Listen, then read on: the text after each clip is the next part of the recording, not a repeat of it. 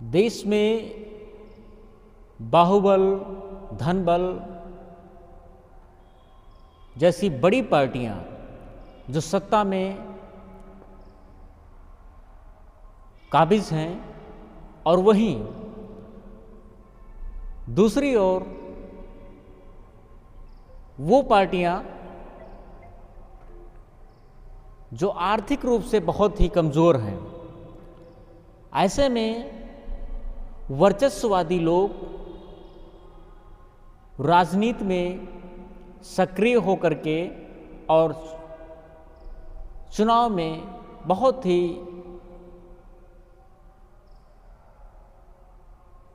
अपनी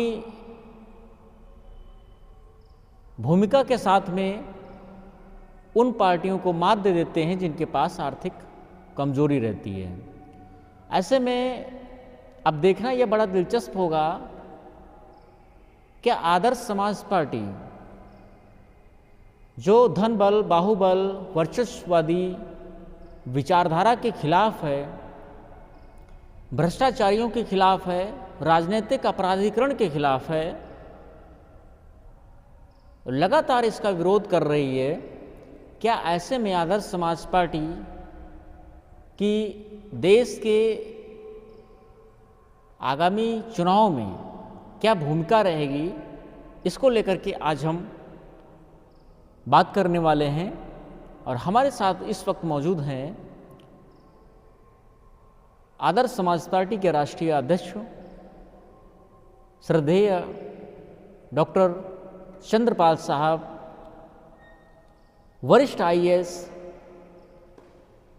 पूर्व सचिव, भारत सरकार विशेष सचिव, उत्तर प्रदेश शासन, एमएससी, पीएचडी, डीएलएड। तो आइए चलते हैं,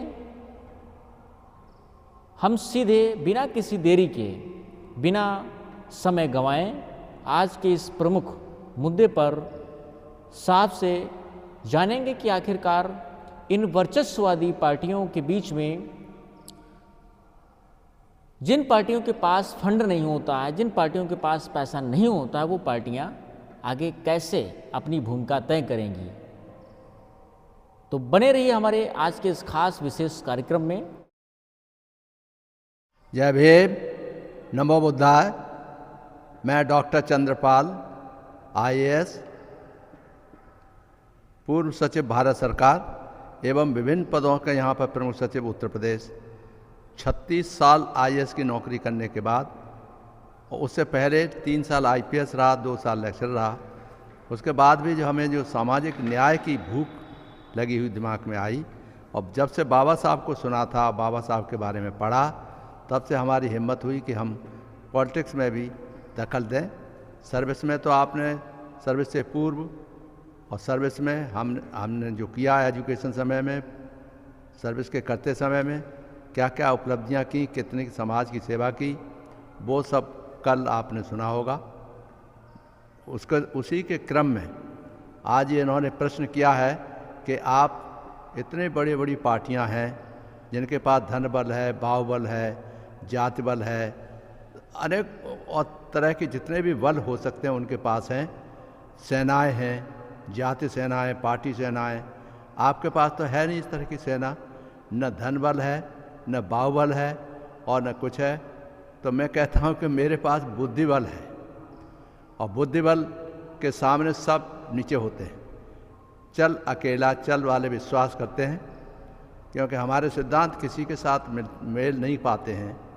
इसलिए हमने कह रखा है कि हम किसी के साथ, किसी पार्टी में विलय नहीं करेंगे, और अकेले दूसरी पार्टी के साथ अगर चाहते हैं, हमारी समान विचारधारा में मेल खाते हैं, तो हम उनके साथ तालमेल कर सकते हैं, मगर हम मर्जर नहीं, किसी के साथ विलय नहीं करेंगे। ये बड़ा साफ है। तो पहली रणनीति का हमारा मुद्दा है कि हम अकेले ही लड़ेंगे, और अकेले अगर ज़रूरत होगी दूसरी पार्टियों को, तो हमारे सिद्धांतों को विश्वास करने वाली पार्टियों के साथ तालमेल करेंगे। एक तो ये पॉइंट इम्पॉर्टेंट है। दूसरा ये है कि देखिए, जिस तरह की जो बुराइयां हैं वो इलेक्शन कमीशन को देखना चाहिए। माननीय सुप्रीम कोर्ट ने ऑर्डर भी दिए हैं कि राजनीतिक अपराधीकरण बंद हो और उनको टिकट नहीं मिलना चाहिए, उनके वो नहीं, उनको अलाउ नहीं करना चाहिए, मगर हो नहीं जाता प्रैक्टिकली। और देख रहे हैं कितने मर्डर बिहार में हुए, और जगह होते रहते हैं, खूब लट्ठे चलते हैं। तो ऐसे जो वातावरण में हम तो शांतिप्रिय नेचर के आदमी हैं, सारे जीवन भर डिसिप्लिन बनवाया है, स्टूडेंट डेज में डिसिप्लिन में रहे, स्टूडेंट के बाद में जो IPS में आए तब भी हमने डिसिप्लिन पब्लिक को किया, IAS में रहे तब भी उनके काम को हुए, मगर साथ ही साथ जो डिसिप्लिन वाली बात है और अनुशासन बनाए रखने वाली बात है, ये हमने जीवन में हमेशा सर्विस पीरियड में रखा। और उसी के आधार पर हम आज गुंडे थोड़े हो जाएंगे।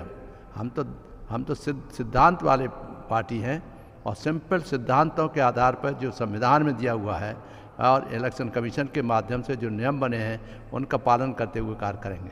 तो सबसे पहला तो यह हम अनुरोध कर चुके हैं, अपने 12 पॉइंट्स का हमने एजेंडा दिया था बहुत पहले, कि जैसे ही पार्टी बनाई थी तभी कहा था कि आप सुधार, इलेक्शन का सुधार होना चाहिए। और चुनाव सुधार कैसे हो, एक तो जैसे ही पार्टी रजिस्टर होती है उसको चुनाव चिन्ह मिल जाना चाहिए, वो आज तक नहीं हुआ है। हम 4 इलेक्शंस लड़ चुके हैं, मगर हमको हर बार अलग अलग से चुनाव चिन्ह मिला है। तो एक तो हमारी कमजोरी ये है, उसके लिए हम फिर से इलेक्शन कमीशन से के पास जाएंगे और अनुरोध करेंगे कि अगर धनबल बाहुबल नहीं है तो क्या आप इलेक्शन आदमी नहीं लड़ सकता, आप चुनाव चिन्ह भी नहीं देते, जबकि उनको सपोर्ट करना चाहिए। ये फंडामेंटल राइट है कि आपने पार्टी रजिस्टर करा दी तो आप उसको चुनाव चिन्ह तो दे दीजिए, जिससे वो पब्लिक में अपना प्रचार प्रसार कर सके। तो पहला काम तो यह चुनाव प्रचार प्रसार करने के लिए सिद्धांत हो। और दूसरा हमने ये सुझाव किया कि चुनाव में बहुत खर्चा होता है, उसको कम करने के लिए ये ज़रूरी है कि सारे पार्टियों के कैंडिडेट एक साथ जो अपनी बात कहें और पब्लिक सुने, और उसके आधार पर वो जो अपना वोट डालें। तो उसमें इंडिविजुअल जो खर्चा होता है कैंडिडेट का वो नहीं होगा। नहीं तो प्रधानमंत्री जा रहे हैं, होम मिनिस्टर जा रहे हैं, नीचे को और मंत्री वो भी जा रहे हैं, अध्यक्ष भी जा रहे हैं, सारे दूसरे देशों के भी प्रदेशों के भी अध्यक्ष आ रहे हैं, उनके भी कर रहे हैं। तो घमासान युद्ध जैसा दिखाई देता है, और वो एक ही बात रिपीट करते हैं बार बार। स्टेज में कोई 4 आदमी आ गए, यानी प्रधानमंत्री हैं, तो कितनी बार चक्कर काटेंगे उसमें दिखाने के लिए। तो इससे फेवर लगता है कि एक जो वो है चुनाव चिन्ह को, चुनाव के प्रचार प्रसार के लिए जो खर्चा होता है उसको कम करने के लिए जॉइंट प्रचार होना चाहिए, कि एक ही प्लेटफॉर्म पर सारे कैंडिडेट आएँ और अपनी बात कहें कि वो अपने कंस्टिट्यूंसी के लिए क्या करेंगे और उन्होंने अब तक क्या किया है। तो तब पता चलेगा कि जनता को कि क्या उनका कैंडिडेट कौन होना चाहिए, कौन नहीं होना चाहिए, ये आवश्यक है। हम इस पर जोर देंगे। ये चुनाव सुधार हमारा मुख्य होगा कि चुनाव में कोई किसी तरह की गड़बड़ी नहीं हो, धांधलीबाजी नहीं चले, और चुनाव अब कर रहा है, कदम ले रहा है तो अच्छी बात है, अगर करें, मगर सुनिश्चित करें कि इम्पायर से चुनाव हो। अब जैसे हम 2 बार MP का इलेक्शन लड़े हैं आगरा से, और आगरा के जो जनता है वो हमको हमारे साथ हमेशा दीवानी रही थी। हमने डॉक्टर अम्बेडकर यूनिवर्सिटी का नाम भी डॉक्टर अम्बेडकर यूनिवर्सिटी रखवाया था, पहले नहीं था हम यूनिवर्सिटी। और तमाम बातें हैं जो हम चाहते हैं कि उसे कराएं और उसी के लिए संघर्ष करते रहें। गरीबों के लिए सहायता करना बहुत ज़रूरी है, क्योंकि गरीबों की सहायता हमारे दिल में रहती है। ये सब अनाउंस करती हैं बड़ी बड़ी पार्टियां, किस तरह से लोगों को खरीदने का प्रयास करती हैं, अनाउंसमेंट करने के लिए हम 50,000 देंगे, हम 20,000 देंगे, हम 10,000 देंगे। ये सब क्या है? ये तो चोरी करने की बात है कि वोटों को किसी तरह से धमकाओ, वोटों को किसी तरह से लोभ में लाओ। और लोभ लालच में सबसे ज़्यादा खराब बात है, लालच बुरी बला है। लालच है तो उसी के अनुसार सारे अपराध भी घटित होते हैं। कि अगर किसी को उद्देश्य बना दिया कि मुझे तो जीतना ही है, धन कमाने के लिए जीतना है, तो वो धन कमाने वाला जो आदमी मानसिकता लेके पॉलिटिक्स करेगा वो समाज का कभी सुधार नहीं करेगा। वो अपना पेट भरेगा और ज़्यादा से ज़्यादा रुपया कमा करके वो समझेगा मैं तो फ़ौरन करोड़पति अरबपति बन जाऊँ और फिर वोटों को खरीद करके मैं मुख्यमंत्री बन जाऊँ। तो ये हमारी कोई मंशा नहीं, ऐसी नहीं है। हमारी पार्टी की मंशा होगी साधारण सी सच्चे अच्छे ईमानदार को टिकट देंगे और बिना किसी डर भाव के उनको आगे बढ़ाने का प्रयास करेंगे। हमारे जो नीतियाँ हैं वो सब स्पष्ट हैं, सब जानते हैं लोग। हम जो हमारी मैसेज भी 4 बार इलेक्शन लड़ चुकी हैं। हम लोग सिंपल से आदमी हैं, हाथ जोड़ के जाएंगे। जैसे वो जाती थी हम भी जाएंगे, कोई बात नहीं, जनता हारा दे मगर हम जाएंगे ज़रूर, बात कहेंगे ज़रूर कि भाई देश को मजबूत बनाना है, संगठित रूप से आगे बढ़ाना है, तो सबको जो सदाचारी बनाना है, मानव मानव एक समाज जियो जीने दो का नारा पसंद है तो उसको लगवाएंगे और उसी के आधार पर जनता का व्यवहार करवाना सुनिश्चित करेंगे, जिससे कि आप साधारण से अच्छा सा ईमानदारी के साथ जो कैंडिडेट खड़े हों उनको आप वोट दे, जनता वोट देगी। मुझे विश्वास है आज जनता बहुत समझदार हो गई है, बहुत अच्छी हो गई है और वो अच्छे आदमियों को कोई चुनेगी, ये ऐसा मेरा विश्वास है। कि लोग कहते हैं कि आप इतने इलेक्शन हार गए, फिर क्यों आप ऐसा विश्वास करते हैं कि भाई सभी जो है समझ रहे हैं कि आप मुझे हराने के 2 बार तो सिर्फ वो एक जात बदल के जात बदलू आदमी को उन्होंने फर्जी सर्टिफिकेट के आधार पर जितवा दिया और उसमें ऊपर तक आपकी जनता का के अलावा जनता तो डर के मारे वोट देती है बहुत सी, तो उस चक्कर में फंस गई। बाकी जो है प्राइम मिनिस्टर साहब आए, उन्होंने उद्घाटन किया उनके कैंपेन का, उन्होंने ये किया, ये सब जनता जानती है, देखती है और 2 बार से वो एमपी बने हुए हैं और जात बदले हैं, गडरिया हैं मगर बैठे हुए हैं।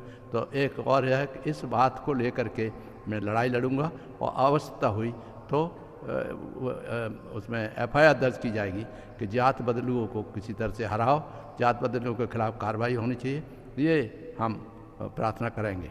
तो दूसरा ये है कि जितने भी लोग हैं हमारे नवयुवक हैं वो शायद हमें न जान पाएँ, क्योंकि हम तो लगभग 2008 में रिटायर हुए, 2008 से पहले वाले लोग हैं वो तो कम से कम जानते हैं, मगर 20 साल वाले लड़के जिनको नवयुवकों को वोट देना होगा, वोट देंगे, वो नवयुवक ही हमारा हमेशा नैया पार करा सकते हैं। उनके ही भविष्य के लिए मैं लड़ रहा हूँ, क्योंकि और लोगों को तो कुछ पता नहीं। इसलिए आपने देखा नौकरी करते समय भी हमने एमएससी फिजिक्स किया, पीएचडी किया, फिर डीलिट किया बुद्धिज्म में। सब लोग बुद्धिज्म चिल्लाते हैं, मगर बुद्धिज्म के बारे में डीलिट करने वाला एक आदमी कोई शायद हो सकता है देश में हमारे अलावा।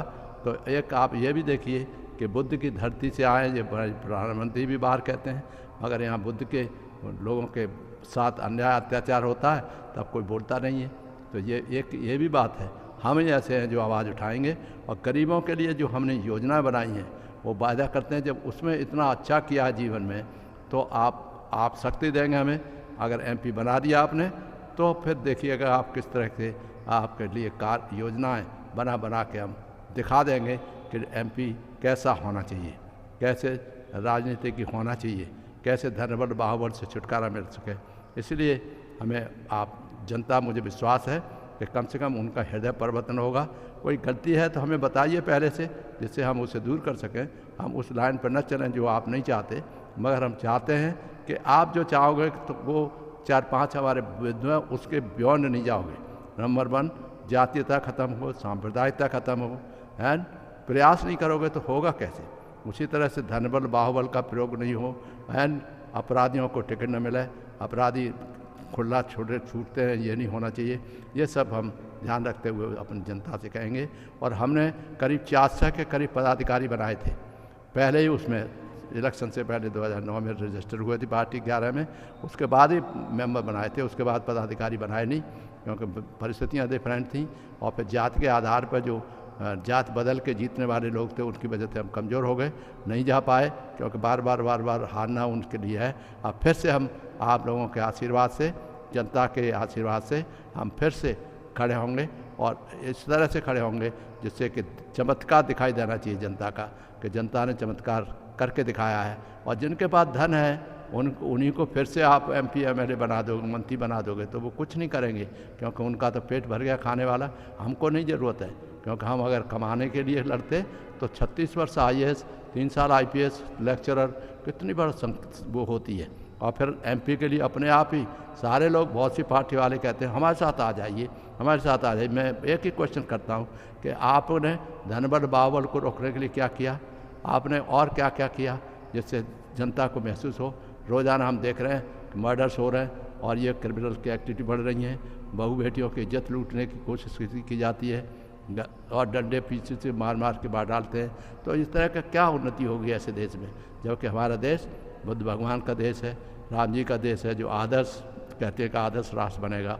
हम भी साथ हैं कि आदर्श राष्ट्र भगवान बुद्ध के आधार पर बताएं, जिन्होंने कभी घृणा नहीं की, दया करुणा प्रेम मैत्री के आधार पर समाज की संरचना होनी चाहिए, उस पर हमारा जोर है। हम चाहते हैं, हमारे राहुल जी भी उसी लाइन पर थे, क्योंकि राहुल के पिताजी ने राहुल नाम रखा और इन्होंने भी राहुल नाम रचा, और उसमें साफ साफ कहा कि उनका बात ये दया करुणा प्रेम और मैत्री के आधार पर निर्धारित होना चाहिए व्यक्तित्व, और वो होगा तो हम तो ऐसे अच्छे लोगों के साथ हमेशा रहेंगे, चाहे किसी पार्टी हो, मगर किसी पार्टी के साथ विलय नहीं करेंगे। ये हम बोल रहे थे तो उसमें इन्होंने बड़ा अच्छा प्रश्न किया है कि इतना सब धनबल बावल वाली पार्टियों को सामने कैसे चुनाव प्रचार किया जाएगा, कैसे किया जाता है, वो तो मैं बता चुका।